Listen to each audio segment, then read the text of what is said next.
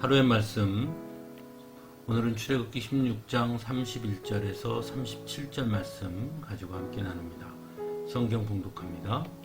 이스라엘 사람은 그것을 만나라고 하였다. 그것은 고수씨처럼 하얗고 그 맛은 꿀 섞은 과자와 같다.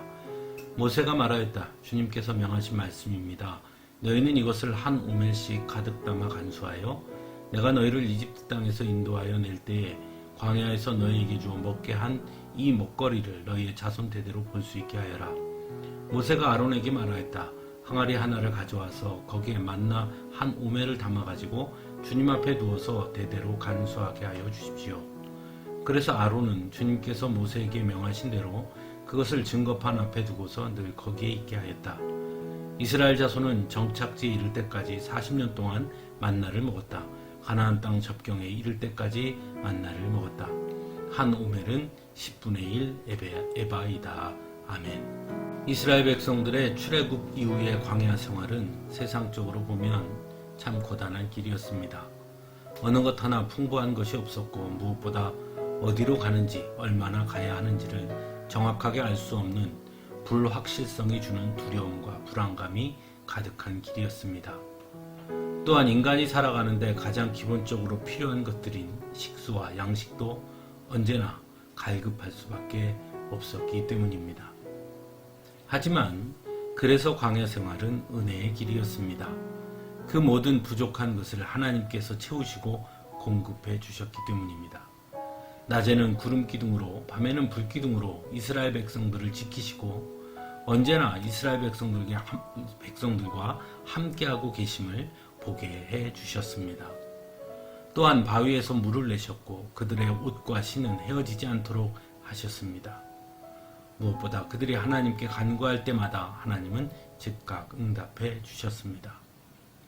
오랜 광야 생활 속에 지친 이스라엘 백성들이 고기를 먹고 싶다고 하시자 메추라기를 보내주시기도 했고 이스라엘 백성들에게 매일의 양식인 만나를 내려주셨습니다. 만나는 모두에게 공평하게 주어졌습니다. 더 많이 거둔다고 해서 저장해 놓을 수 없었습니다.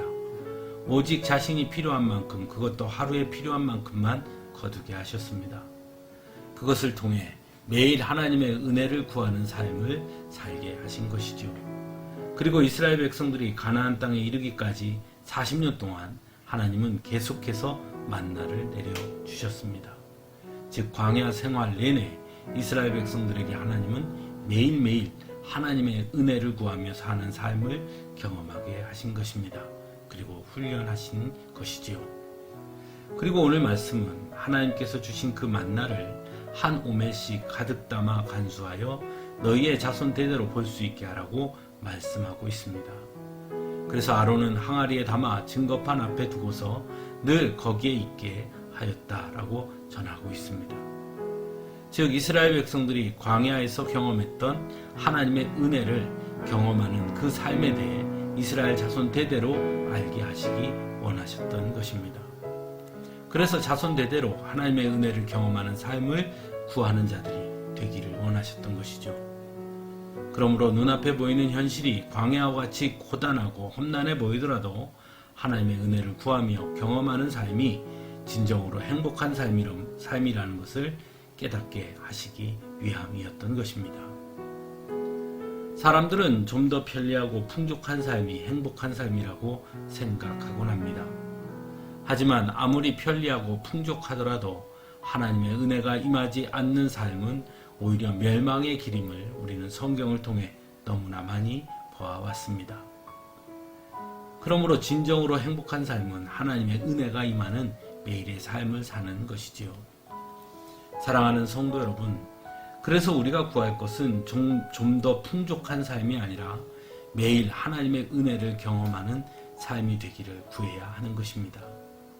비록 눈에 보이는 것들이 부족하더라도 그것이 더 중요하기 때문입니다. 비록 그것을 모르는 사람들은 우리의 삶을 고단한 삶이라고 할지라도 하나님의 은혜를 경험하는 삶은 결코 고단한 삶이 아니라 축복의 삶이고 행복한 삶이라는 것을 믿음의 사람들은 알기 때문입니다. 이스라엘 백성들의 광야 생활을 통해 하나님은 오늘을 사는 우리들에게 바로 그것을 말씀하고 있습니다. 함께 기도하겠습니다.